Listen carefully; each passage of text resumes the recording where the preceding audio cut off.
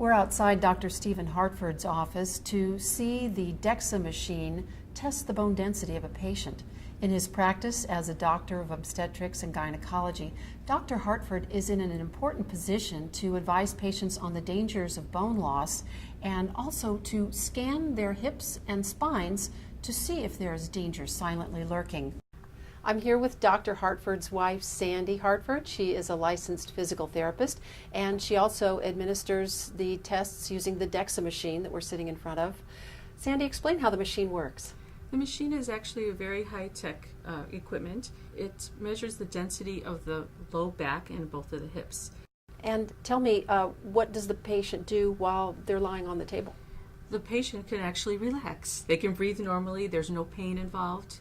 And they simply have to stay still. How intense is the x-ray? The x-ray is a minimal. It delivers about 1/10 of the amount of radiation that a normal chest x-ray would give you. And so there isn't any radiation risk to the patient. And start to stop, how long does the process last? Most of the time, it's no longer than 15 minutes. Anything else that you'd like to add about the importance of using a machine such as this for measuring bone density? Well, it's a very important part of women's health care, and it should be monitored on a regular basis in order to see the progression of the bone density. Dr. Hartford, we just saw one of the bone scan tests performed.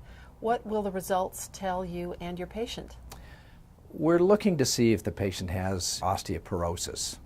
So I look at all the reports, I look at the images to make sure that the scan was done properly, and then I look at all the results. And then you let your patient know, if they have normal bone density or if they're in one of these sort of lower categories or osteoporosis.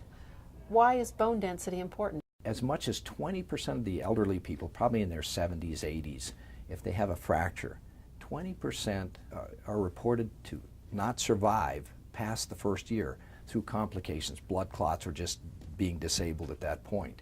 So it has a fairly high mortality when you get past a certain age.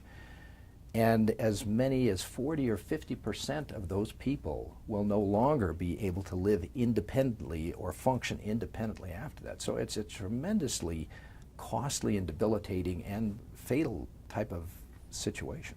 Can you talk about how impact exercise helps bone density? Just general weight-bearing exercise of any kind. It doesn't have to be extreme. Walking, running, light weightlifting will help increase bone density.